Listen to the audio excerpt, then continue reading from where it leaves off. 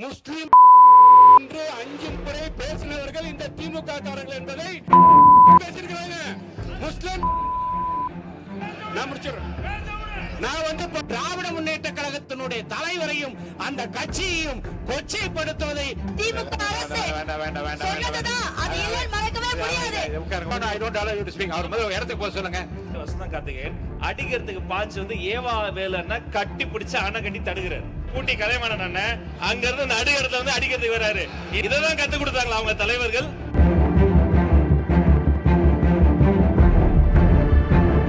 பேசுபவர்களும் வார்த்தையை பார்த்து பேச வேண்டும், கேட்டுவிட்டு பதில் சொல்லுபவர்களும் என்ன பேச விடுங்க அண்ணா. அண்ணா என்ன பேச விடுங்க. என் உணர்வை பேசுறேன். என் உணர்வை பேசுறேன். சொல்றதுக்கு கஷ்டம் இல்லையா? சர்சாரியா கமிஷன் வந்து இஸ்லாமியர்கள் வந்து வறுமை கோட்டு கீழே இருக்கிறாங்க. நீங்க வந்து பாத்தீங்கன்னா இஸ்லாமியருக்கு 5% உதவி கொடுக்கணும்னு சொல்லிக்கிறேன். எங்களோட கழகத்தின் பொதுச் செயலாளர் நானான்னு கூப்பிடுவேன், பாசத்துக்குரிய நானா அவர்கள். நம்ம கண்டிப்பா அரசாங்கம் அமைஞ்சோன்னு கொடுப்போம் நானா. ஆனா இன்னைக்கு நடக்கக்கூடிய சட்டமன்ற தொகுதியில 234 தொகுதியில 5 விழுக்காடு 13 இஸ்லாமியர்களுக்கு வாக்கு பாத்தீங்கன்னா தேர்தலை இடம் கொடுத்த ஒரு தலைவர் யார் என்று கேட்டால் இன்றைய தமிழ்நாட்டோட முதலமைச்சர் எங்கள் வெற்றி தளபதி என்பதை இந்த இடத்துல நான் சொல்ல கடமைப்பட்டிருக்கிறேன். ஆனா கடந்த கால ஆட்சியில நம்ம புரிஞ்சா பாத்துக்கிறோம். இஸ்லாமியின் பாதுகாவலர்னா பேசினாங்க. காயிதே மில்லத் அவர்கள் எங்கள்கிட்ட தான் கடைசியா வந்து இஸ்லாமியர்கள் கொடுத்துட்டு போனாங்கன்னு பேசினாங்க. ஆனா முஸ்லிம் என்று 5 முறை பேசினவர்கள் இந்த திமுக காரர்கள் என்பதை இந்த இடத்தில் நான் சொல்ல கடமைப்பட்டிருக்கின்றேன். முஸ்லிம் பேசியிருக்கிறாங்க. முஸ்லிம் பேசியிருக்கிறாங்க.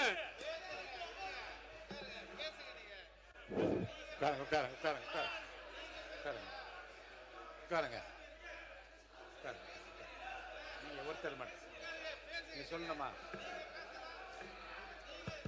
மாண்புமிகு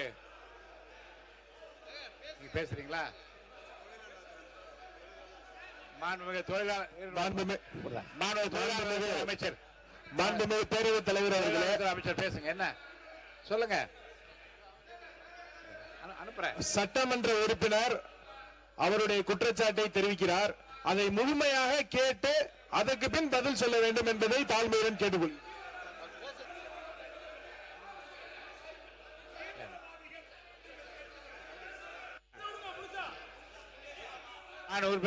பேரவைத் தலைவர் அவர்களே, நான் பத்திரிகையாளர் செய்தியில சொல்லல. நான் வந்து பாத்தீங்கன்னா அவங்க மாதிரி வந்து பாத்தீங்கன்னா இல்ல நான் முடிச்சிடுறேன் சார். நான் வந்து பத்திரிகையாளர் செய்தியில சொல்லல. நான் பத்திரிகையில வரக்கூடிய செய்தியை சொல்லல, ஆதாரத்தோட சொல்றேன். பத்திரிகையில வரக்கூடிய செய்தியை சொல்லல, ஆதாரத்தோட சொல்றேன். உட்காருங்க. நான் பத்திரிகையில வரக்கூடிய செய்தியை சொல்லவில்லை. உட்காருங்க. நான் பத்திரிகை வரக்கூடிய செய்தியை சொல்லவில்லை. உண்மைக்கு புறமான செய்தியை சொல்லல. நான் பாதிக்கப்பட்டிருக்கிறேன், நான் நசுக்கப்பட்டிருக்கிறேன், நான் கஷ்டப்பட்டிருக்கிறேன். நான் போற இடத்துல வந்து உட்காருங்க.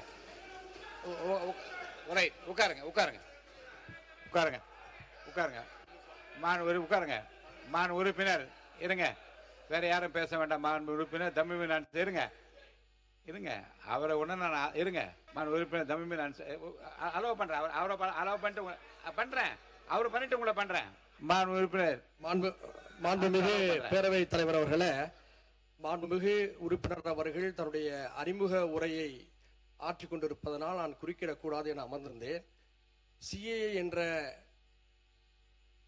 மக்கள் விரோத சட்டத்துக்கு எதிராக முந்தைய திராவிட மாடல் அரசில்தான் மாண்புமிகு முதல்வராக இருந்த அண்ணன் தளபதி முத்துவேல் கருணாநிதி ஸ்டாலின் அவர்கள் தலைமையில இதே பேரவையில எதிர்த்து தீர்மானம் நிறைவேற்றப்பட்டது என்பதை நான் பதிவு செய்ய கடமைப்பட்டிருக்கின்றேன். அடுத்து முஸ்லிம் என்று 5 முறை இங்கே கூறப்பட்டதாக நம்முடைய உறுப்பினர் சொன்னார். அப்படி எந்த ஒரு கருத்தும் இந்த அவையில் பதிவு செய்யப்படவில்லை. எனவே நீங்கள் அதை அவை குறிப்பிலிருந்து நீக்க வேண்டும் என்று கேட்டுக்கொள்கிறேன். ஒன்றை புரிந்து கொள்ள வேண்டும். சிறைவாசிகள் விடுதலையில் கூட ஏற்கனவே அதிமுக ஆட்சியிலே மாண்புமிகு அண்ணன் CV சண்முகம் அவர்கள் இருந்தபோது திண்டுக்கல் மீரான் மைதீன் போன்றவர்கள் விடுதலையாவதற்கு அவர் துணையாக இருந்தார். அடுத்து வந்த திமுக ஆட்சியிலே இது பற்றி பல முறையீடுகளை செய்த போது அவர்களுக்கெல்லாம் சிறை விடுப்புகளை தந்து அவர்களுடைய வாழ்க்கையில குறைந்தபட்ச மகிழ்ச்சியை ஏற்படுத்தியது முந்தைய திராவிட மாடல் அரசு என்பதை நான் பதிவு செய்கின்றேன். மாண்பு உறுப்பினர் ஜவஹர்லால். மாண்புமிகு பேரவைத் தலைவர் அவர்களே, சட்டமன்ற உறுப்பினர் தன்னுடைய அரசியல் வாழ்க்கையை எங்கள் பேரியக்கமான தமிழ்நாடு முஸ்லிம் முன்னேற்ற கழகத்திலிருந்து தொடங்கியதாக சொன்னார். அவருக்கு நான் நினைவுபடுத்த விரும்புகின்றேன். தமிழ்நாடு முஸ்லிம் முன்னேற்ற கழகத்தினுடைய கோரிக்கையை ஏற்று பிற்படுத்தப்பட்ட முஸ்லிம்களுக்கு 3.5 விழுக்காடு இடஒதுக்கீடை வழங்கியவர் முத்தமிழறிஞர் கலைஞர் என்பதை இந்த நேரத்தில் சுட்டிக்காட்ட விரும்புகின்றேன். வக்ஃபு திருத்த சட்டத்தை பற்றி கூறினார். வக்ஃபு திருத்த சட்டத்துக்கு எதிராக சென்ற சட்டமன்றத்தில் ஏகமனதாக தீர்மானம் நிறைவேற்றியதும் திராவிட முன்னேற்ற கழகத்தினுடைய அரசு என்பதை இந்த நேரத்தில் சுட்டிக்காட்ட விரும்புகின்றேன். அதே போல நீண்ட கால சிறைவாசிகளை விடுதலை செய்ய வேண்டும் என்ற எங்கள் கோரிக்கையை ஏற்று இதே சட்டமன்றத்தில் என்னுடைய உரைக்கு பதிலளிக்கும் போது அவர்கள் விடுதலை செய்யப்படுவார்கள் என்று சொல்லி 21 நீண்ட கால சிறைவாசிகளை விடுதலை செய்தது திராவிட முன்னேற்ற கழகத்தினுடைய அரசு என்பதையும் இந்த அவையிலே பதிவு செய்ய விரும்புகின்றேன். எனவே தேவையில்லாத பதிவுகளை முஸ்லிம் சமுதாயத்து கல்வியிலும் வேலை வாய்ப்பிலும் இன்று முன்னேறி இருக்கின்றது என்றால் அதற்கு காரணமாக இருந்த திராவிட முன்னேற்ற கழகத்தினுடைய தலைவரையும் அந்த கட்சியையும் கொச்சைப்படுத்துவதை நீங்கள் அனுமதிக்க கூடாது என்று கேட்டு அமர்கிறேன். கணேஷ்குமார் அவர்கள்.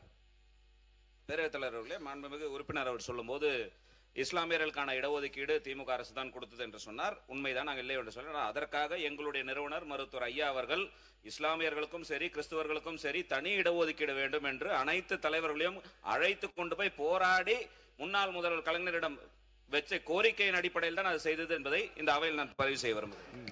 மாண்புமிகு சிறுபான்மை நலத்துறை அமைச்சர் அவர்கள். மாண்புமிகு பேரவைத் தலைவர் அவர்களே, இந்த 3.5% இடஒதுக்கீடை முன்னாள் முதலமைச்சர் டாக்டர் கலைஞர் அவர்கள் தந்தது நீண்ட நெடிய காலமாக இஸ்லாமிய சமுதாயத்தினுடைய மிகப்பெரிய கோரிக்கையாக இருந்தது.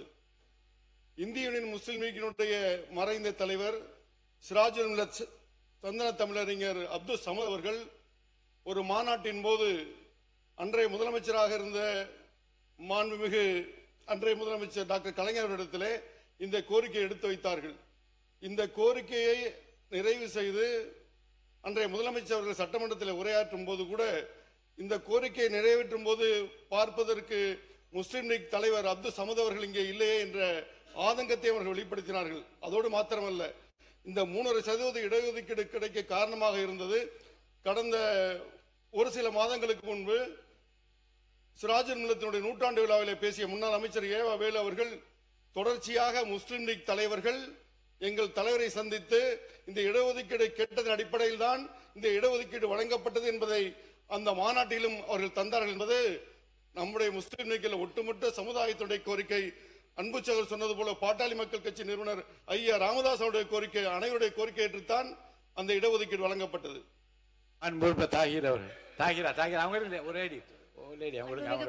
மாண்புமிகு பேரவைத் தலைவர் அவர்களே, இன்னைக்கு இவங்க சொல்றாங்க, நாங்க அதெல்லாம் சொல்லல. ஆனா முஸ்லீம சொன்ன கூட்டம் தான் இந்த கூட்டம். திமுக அரசு சொன்னதுதான், அது இல்லைன்னு மறக்கவே முடியாது. சொன்னதுதான். இல்ல, அவைக்கு உறுப்பினர் நீக்கிறேன், அவைக்கு நீக்கிறேன். வேண்டாம் வேண்டாம் வேண்டாம் வேண்டாம் வேண்டாம் வேண்டாம். இப்ப மாண்பு பள்ளிக்கல்வித்துறை அமைச்சர் வேண்டாம் வேண்டாம் வேண்டாம் வேண்டாம் வேண்டாம் வேண்டாம். மாண்பு உறுப்பினர் வேண்டாம். மாண்பு வேண்டாம்னு சொல்ல உடனே மாண்பு உறுப்பினர் மாண்பு ஏவா வேலு அவர்கள். ஏவா வேலு ஏவா வேலு இங்க பாருங்க, இங்க பாருங்க. எது கட்சி கொறடா முதல்வர் இவர் எந்த கட்சியில் இருக்காருன்னு கேளுங்க அவரை. வசந்த காலத்துக்கு அவர் எந்த, நீங்க எங்க உட்காருங்க, நீங்க உங்க இடம் எது உட்கார சொல்லுங்க. நடவடிக்கை எடுப்பேன், உங்க இடத்துல போய் உட்காருங்க. இஸ்லாமியர்கள் பிரச்சனையாக அவர் முதல்ல இடத்துக்கு போக சொல்லுங்க. மாண்புமிகு பேரவைத் தலைவர்களே, இஸ்லாமிய பிரச்சனை என்பது தமிழ்நாட்டை பொறுத்தளவுக்கு ஒரு சென்சிட்டிவான பிரச்சனை, அது அனைவரும் அறிந்த ஒன்று. இது சிறுபான்மை சமுதாயம் சம்பந்தப்பட்ட ஒரு பிரச்சனை. நம்முடைய பேசுகிற மதுரை சட்டமன்ற உறுப்பினர் தங்களுடைய தலைவர்கள் இஸ்லாமியர்களுக்கு என்னென்னலாம் செய்திருக்கிறார்களோ, எவ்வளவு அரணாக இருந்திருக்கா என்று அவர் பெருமைப்படுத்துவதில் எங்களுக்கு ஒன்றும் மாற்று கருத்து இல்லை. ஏன்னா அந்தந்த கட்சி தலைவர் அப்படிதான் பெருமைப்படுத்துவார்கள், அதையும் எனக்கு மாற்றம் இல்லை. ஆனால் போகிற போக்கில் அனைத்தும் முஸ்லிம்களுக்கு பாதுகாப்பாக இருந்து அவர் சொன்ன வேண்டுகோளை எல்லாம் செய்த ஒரு இயக்கம் திராவிட முன்னேற்ற கழகம். அதோட மாற்று கருத்தில் அதுக்கு விட்னஸே அந்த இஸ்லாமிய தலைவர்கள் இங்கே சொல்லிட்டாங்க. பேராசிரியர் சரி, நம்முடைய அன்சாரியும் சரி, அதே போல நம்முடைய இவரும் சொல்லிட்டாங்க. உட்காருங்க உட்காருங்க. அப்படி இருக்கிற உட்காருங்க, நீ உட்காருங்க. இடத்துக்கு போங்க.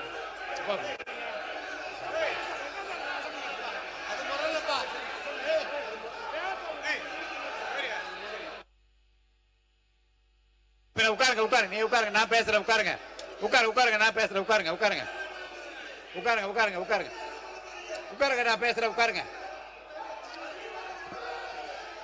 ஏனுங்க மாணவர் உட்காருங்க, நீங்க உட்காருங்க.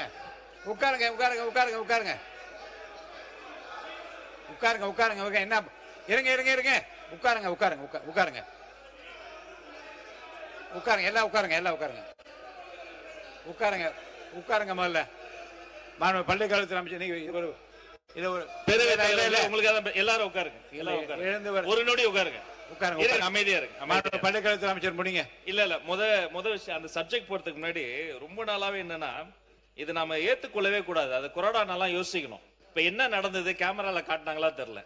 அவர் மாண்புமிகு சட்டமன்ற உறுப்பினர் தான் இடத்தை விட்டு வசந்தம் கார்த்திகேயன் அடிக்கிறதுக்கு பாஞ்சு வந்து ஏவா வேலைன்னா கட்டி பிடிச்சு அணை கட்டி தடுக்கிறார். மதிப்பிற்குரிய பூண்டி கலைமணன் அண்ணன் அங்க இருந்து நடு இடத்துல வந்து அடிக்கிறதுக்கு வராரு. இந்த உருட்டல் மிரட்டல்களாம் பதிப்படக்கூடிய கட்சி தமிழக வெற்றி கழகம் அல்ல. இது போன்ற நாகரிகமற்று உருட்டுறது மிரட்டுறதுனாலதான் தமிழக மக்கள் தகுந்த தீர்வு கொடுத்து அங்க உட்கார வச்சிருக்காங்க. தொடர்ந்து நான் பாத்துக்கிட்டே இருக்கிறேன். இந்த வேலை எங்க கிட்ட நடக்காது. ஒண்ணு, சபாநாயகருக்கு ஒரு மதிப்பு இருக்கு, சபாநாயகருக்கு ஒரு கண்ணியம் இருக்கு. அவர் எழுந்தா அனைவரும் அமரணும். இப்பவும் இதேதான், இப்பவும் அதேதான். உட்காருங்க, உட்கார்ந்து பேசுங்க. அவர் சபாநாயகர் ஒரு கண்ணியமிக்க பதவி, கொரோனா ஒரு முக்கியமான பதவி. இப்பவும் பாருங்க, எழுந்து நின்று உரிமையில பேசுவது, இதெல்லாம் நாகரிகம் கிடையாது. இதெல்லாம் கத்து கொடுத்தாங்களா அவங்க தலைவர்கள்? ஒண்ணு. ரெண்டாவது, நம்முடைய சட்டமன்ற உறுப்பினர் அவருடைய முதல் அறிமுக உரை பேசுகிறாரு. இன்னும் கவனமா உறுப்பினர்கள் பேசும்போது தங்களுடைய கருத்துக்களுக்கு ஆதாரத்தோடு பேசணும். ஆதாரம் கேட்கலாம். 5 முறை அவர் அறிமுக உரையை குறுக்கீடு செஞ்சு 5 முறை பேசிட்டாங்க. அவர் பேசிய கருத்துக்களுக்கு இப்ப நான் பேசுனத இப்பெல்லாம் நாகரிகமா பேசாதீங்க. உட்காருங்க. அவர் பேசின கருத்துக்களுக்கு ஆதாரம் இருக்கான்னு கேட்கலாம். ஆதாரம் இருந்தா அவர் சபாநாயகர் கிட்ட கொடுக்கலாம். அதை விட்டுட்டு அதாங்க அவர் பேசின கருத்துக்கு சபாநாயகர் ஆதாரம் கேட்டு அவர் கொடுக்கட்டும். அவரை பேச அனுமதிங்க.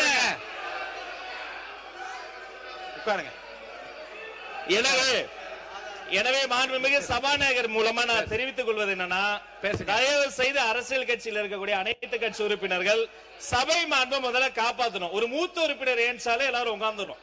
அவர் கொரோனா ஏன்ஸ் நிக்கிறாரு, பின்னாடி இருந்து கத்துறீங்க. சபாநாயகர் ஏன்ஸ் நிக்கிறாரு, நடு கூடத்துக்கு வந்துட்டு வராரு, இன்னொருத்தர் தடுக்கிறார். இதெல்லாம் முறைகள் இல்ல, மரபு இல்ல. முதல் முறை உறுப்பினர் பேசினா அவர் கருத்துக்கு அவர் பொறுப்பேற்றுக்குவாரு. அதுக்கு ஆதாரம் இல்லைன்னா அவை குறிப்பில் நீக்கலாம், அதுக்கு என்னவோ பேசலாம். 5 முறை குறுக்கீடு செஞ்சுட்டு அவர் ஆதாரம் வச்சிருக்காரா இல்லையா, அது உண்மையா இல்லையாங்கிறத அவர் பேச அனுமதிங்க. அப்புறம் பொறுமையா கருத்தால் எதிர்கொள்ளுங்க.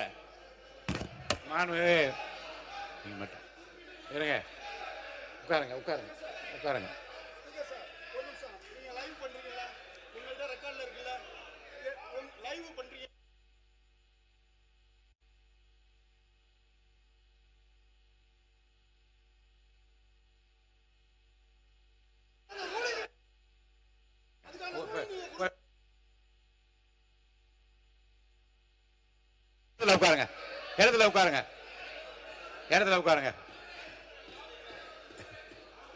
இடத்துல உட்காருங்க. மாணவர்கள் அவை உட்காருங்க.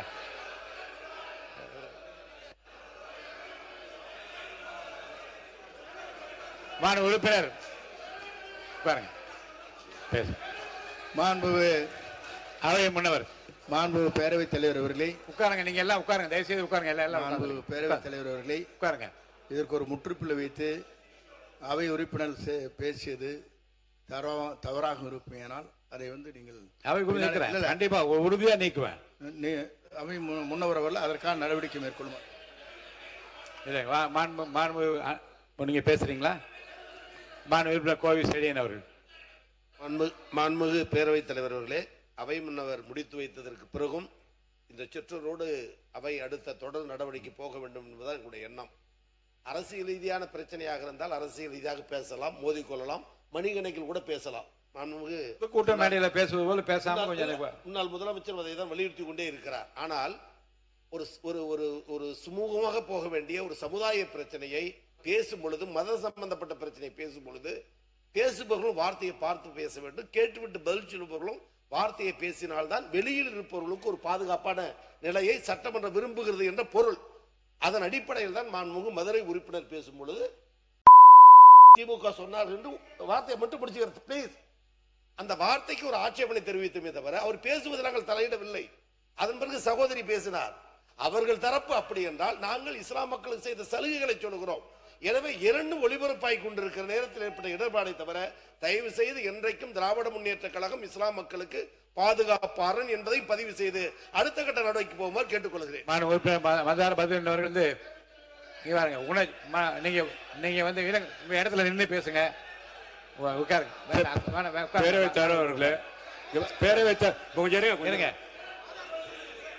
பேரவைத் தலைவர் அவர்களே, பேரவைத் தலைவர் அவர்களே, பேரவைத் தலைவர் அவர்களே, பேரவைத் தலைவர் அவர்களே, பேரவைத் தலைவர் அவர்களே, நீங்க வந்து பாத்தீங்கன்னா இங்க நான் தவறா பேசியிருந்தா கேட்டுக்கோங்க. ஒரு நிமிஷம் சொல்லிடுறேன். உங்களை நான் அனுமதிக்க நீங்கள் மேற்கொண்டு பேசுகிற விடயங்கள் ஆதாரப்பூர்வமாக இருந்தால் இருங்க, வந்து ஆதாரத்தை என்கிட்ட காட்டி விட்டு பேச நான் அனுமதி அளிக்கிறேன். இருங்க, உட்காருங்க, இருங்க. அதுக்குள்ள வந்து மாண்புமிகு உறுப்பினர் தமிமுன் அன்சாரி அவர்கள். மாண்புமிகு பேரவை தலைவர் அவர்களே, மதிப்புமிக்க இந்த பேரவையில முன்வைக்கக்கூடிய கருத்துகள் பேரவைக்கு வெளியே சட்டம் ஒழுங்கு பாதிக்கப்படுவதற்கு துணையாக போய்விடக் கூடாது. இங்கு இருக்கக்கூடிய மாண்புமிகு உறுப்பினர்கள் அனைவருமே சமூக நல்லிணக்கத்தின் மீது இயல்பாகவே நாம் அக்கறை வைத்திருப்பவர்கள், உருதாய் மக்களாக வாழ்ந்து கொண்டிருப்பவர்கள். அரசியலிலே ஆளுக்கு ஒரு கூட்டணியில இருக்கலாம், ஆளுக்கு ஒரு கட்சிகளிலே இருக்கலாம், அது அவரவர் தனிப்பட்ட விருப்பங்கள், நிலைப்பாடு. ஆனால் உணர்ச்சிகரமான ஒரு விவகாரத்தில் பொறுப்பற்ற முறையில கருத்துக்களை பதிவு செய்வதெல்லாம் நீங்கள் ஏற்கக்கூடாது.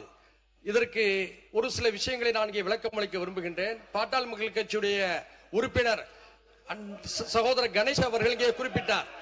என்னை பேச விடுங்க, என்னை பேச விடுங்க, என்னை பேச விடுங்க. நான் உங்களுக்கு நன்மையாத்தான் நான் பேச போறேன். இங்க இருக்கக்கூடிய முன்வரிசை அமைச்சர்களாக இருந்தாலும் சரி, பின்னால் இருக்கக்கூடிய ஆளுங்கட்சி உறுப்பினர்களாக இருந்தாலும் சரி, பதற்றத்தை உருவாக்குவதில் நீங்கள் யாரும் ஆர்வம் காட்ட மாட்டீர்கள் என்பது எனக்கு தெரியும். நான் சொல்ல விரும்புவது என்னவென்று சொன்னால், ஒரு அவையிலே ஒரு கருத்து வந்த பிறகு முழுமையாக பேசுவதற்கு வாய்ப்புகளை வழங்க வேண்டும். அது திராவிட முன்னேற்ற கழகமாக இருந்தாலும் சரி, அண்ணா திராவிட முன்னேற்ற கழகமாக இருந்தாலும் சரி, அதுக்கு முந்தைய காங்கிரஸ் ஆட்சியாக இருந்தாலும் சரி, தமிழ்நாட்டில் ஆட்சி செய்கின்ற போது மதக்கலவரங்களை அவர்கள் ஒடுக்கியிருக்கிறார்கள், கட்டுப்படுத்தியிருக்கிறார்கள், மதவாதத்தை தடுத்திருக்கிறார்கள். எல்லாவற்றையுமே நாம் பாராட்டுகின்றோம், மனதார ஏற்கின்றோம். ஏனென்று சொன்னால் சிறுபான்மை மக்கள் சவளை பிள்ளைகள். தங்களுக்கு யார் ஆதரவாக இருந்தாலும் அரவணைப்பாக இருந்தாலும் அவர்களை கொண்டாடுவார்கள். இந்த நிலையில ஒரு பாராட்டையும் நன்றி நான் தெரிவிக்க கடமைப்பட்டிருக்கின்றேன். ஏனென்று சொன்னால் சூழ்நிலையை புரிந்து கொண்டு மாண்புமிகு அமைச்சர் அவை முன்னவருடைய வேண்டுகோளையும் ஏற்று, அண்ணன் செங்கோட்டையன் அவருடைய வேண்டுகோளையும் ஏற்று சர்ச்சைக்குரிய விஷயங்களை அவை குறிப்பிலே நீக்கிவிட்டோம் என்று சொல்லிவிட்டீர்கள், வரவேற்கிறேன். கூடுதலாக ஒரு செய்தி, சர்ச்சை அல்ல, இங்கே நம்முடைய பாட்டாளி மக்கள் கட்சி சகோதரர் கணேஷ் பதிவு செய்தார். இந்த முஸ்லிம்களுடைய இடஒதுக்கீட்டுக்காக அதிகமான மண்டல மாநாடுகளை நடத்தியவர்கள் நாங்கள் என்று சொன்னார், அது உண்மை. அதே போன்று களத்தில் மிகப்பெரிய போராட்டங்களை நடத்தியது தமிழ்நாடு முஸ்லிம் முன்னேற்ற கழகமும், அதனை அடுத்து தமிழ்நாடு தௌஹீத் ஜமாத் என்பதும் வரலாறு. இதே பேரவையில கலைஞர் அவர்கள் இருந்த பொழுது இதே கோரிக்கையை வலியுறுத்தி இந்திய தேசிய முன்னாள் தலைவராக இருந்த மரியாதைக்குரிய சம்ஸ்ரே மில்லத் அவர்கள் பேசினார்கள். பாட்டாளி மக்கள் கட்சியுடைய தலைவராக இருந்த ஜி கே மணியண்ணன் பேசினார்கள். காங்கிரஸ் கட்சியில இருந்த அண்ணன் ஹாரூன் எம்பி அவர்கள் பேசினார்கள். இப்படி பலரும் பேசியிருக்கிறார்கள். 2006 ஜெயலலிதா அம்மா அவர்கள் முதலமைச்சராக இருந்த போது இதற்காக ஒரு ஆணையத்தையும் அமைத்தார்கள். எல்லாருடைய வேண்டுகோளையும் ஏற்று கலைஞர் அவர்கள் நீண்ட காலமாக இந்த மக்களுடைய வலியை புரிந்து கொண்ட காரணத்தினால, இயல்பாக அந்த சமுதாயத்தோடு ஒரு பிணைந்த உறவு வைத்திருந்த காரணத்தினால அவர் 2007ஆம் ஆண்டு இந்த முஸ்லிம்களுக்கு 3.5%, கிறிஸ்தவர்களுக்கு 3.5% கொடுத்தார்கள். இதுல மாறுபட்ட கருத்து இருக்க முடியாது. எல்லா கட்சிகளும் அதை ஆதரித்தார்கள். இந்த அவையில ஆதரிப்போடு அது வெளிவந்திருக்கிறது. இது ஒரு பாராட்டத்தக்க மகிழ்வான வரலாறு. இந்த நிலையில இணக்கத்தை பாதிப்பை ஏற்படுத்தக்கூடிய வகையில எந்த கருத்தையும் யாரும் இனியும் சொல்ல வேண்டாம் என்ற அன்போடு நான் கேட்டுக்கொள்கிறேன். இந்துக்களும் முஸ்லிம்களும் தாய் பிள்ளையாக இருக்கக்கூடிய அற்புதமான ஒரு பூமி இது. இந்த பூமியில நாம் எல்லோரும் ஆச்சரியமின்றி மகிழ்ச்சியாக வாழ வேண்டும் என்று நிலையில் இருக்கின்ற பொழுது பேதத்துக்குரிய கருத்துக்களை கூறி இணக்கத்தை பால்படுத்தக்கூடிய எந்த கருத்துகளையும் நீங்கள் அனுமதிக்க வேண்டாம் என்று கேட்டு அமர்கிறேன். நன்றி. மாண்பு உறுப்பினர் அதார் பதுன் அவர்கள் நிபந்தீங்க ஆதாரத்தை காட்டி விடுங்க. ஆதாரத்தை என்னிடம் காட்டி விட்டீர்கள். அவையின் மாண்பு கருதி, மக்களின் நலன் கருதி அந்த ஆதாரங்கள் கொடுத்திருக்க ஆதாரம் அத்தனையும் நான் ஆய்வில் வைத்துக் கொள்கிறேன். தொடர்ந்து இது குறித்து நீங்கள் பேசாமல் மற்ற விஷயங்களுக்கு போங்க. ஆதாரம் இருக்கிறது என்பதை காட்டிவிட்டால் நான் ஆதாரத்தையும் பார்த்து விட்டேன். ஆனால் அதை மிகைப்படுத்தி அவையில் வெளியிட விரும்பவில்லை. அவையில் அதை பற்றி நான் விவாதிக்க விரும்பவில்லை. ஆதாரங்களை என்னிடம் காட்டியிருக்கிறார். அவை குறிப்பிலும் இருக்கிறது. அதையெல்லாம் நான் வெளியிட விரும்பவில்லை, விவாதிக்க விரும்பவில்லை. அவையின் மாண்பு கருதி, மக்கள் நலன் கருதியும் அந்த விஷயத்தை தவிர மற்ற விஷயத்துக்கு நீங்க போங்க. பேரவைத் தலைவர் அவர்களே, பேரவை அதுக்குள்ள போல பேரவையோட மாண்பை நான் கடைபிடிக்கிறேன். அன்பார்லிமெண்ட் வேற இந்த பேரவையில பயன்படுத்தக்கூடாது. நான் வந்து ஏத்துக்கிறேன். நான் கேட்கிறேன், மானிய கோரிக்குள்ள வந்துருங்க. மானிய கோரிக்கை வரேன். பாருங்க பேரவைத் தலைவர் அவர்களே, ஒரு தவறான வார்த்தை அந்த அவையில பேசினாலே இந்த அவையில இருந்து நீக்கிறீங்க. லைவ்ல போயிருதுன்னு சொல்லி கவலைப்படுறாங்க எதிர்கட்சிக்காரங்க. என்ன லைவ்ல போயிருச்சு, ஏன் நீங்க பாத்தீங்கன்னா ஆய்வுக்கு உட்படுத்தி நீக்குங்கன்றீங்க. ஒரு வார்த்தையே தவறு. ஏன்னா இந்த நாட்டில் பாத்தீங்கன்னா மாற்றுத்திறனாளிகள் அழகான பேர் வைக்கிறோம். புரியுதா உங்களுக்கு? நீங்க பாத்தீங்கன்னா எவ்வளவோ விஷயத்துக்கு நல்ல நல்ல பேரை வைக்கக்கூடிய விஷயம் இருக்கட்டும். யார் வேணா வைக்கட்டும், யார் வேணா வைக்கட்டும், பேர் வைக்கட்டும். ஆனா நான் ஒரு சமுதாயத்தில் பிறந்திருக்கிறேன், ஒரு சமுதாயம் சார்ந்தவனா இருக்கிறேன். 1999 என்னை பார்த்து, என் சமுதாயத்தை பார்த்து இஸ்லாமிய மக்கள் எவ்வளவு பாதிக்கப்பட்டிருப்பாங்க. என் உணர்வை பேசுறேன். அண்ணன் தமிழ் அன்சாரியும் பேராசிரியர் ஜவஹர்லால் அவர்களும் இது இல்லாத மாதிரி பேசுறாங்க. தமிழ்நாடு முஸ்லிம் லீக் பேரே பதியப்பட்டிருக்கு. எவ்வளவு வருத்தப்படுறேன், வேதனை சொல்றதுக்கு கஷ்டம் இல்லையா? மேற்கொண்டு நான் அனுமதிக்க முடியாது. இல்ல உங்க உணர்வை நான் மதிக்கிறேன். இல்ல இருங்க. இல்ல மீண்டும் இல்லைங்க, மீண்டும் 1990 நீங்க ஞாபகப்படுத்தி யாரையும் வேதனைப்படுத்த வேண்டாம், யாரையும் குற்றப்படுத்த வேண்டாம், யாரையும் காயப்படுத்த வேண்டாம். நடந்தது நல்லவையாக இருக்கட்டும், இனி நடக்க நல்லவையாக இருப்பதற்கு என்ற அந்த கருத்துக்களை மட்டும் மானிய கோரிக்கைகள் பேசுமாறு நான் கேட்டுக்கொள்கிறேன். உறுப்பினர் மானிய கோரிக்கை மீது பேசுங்க.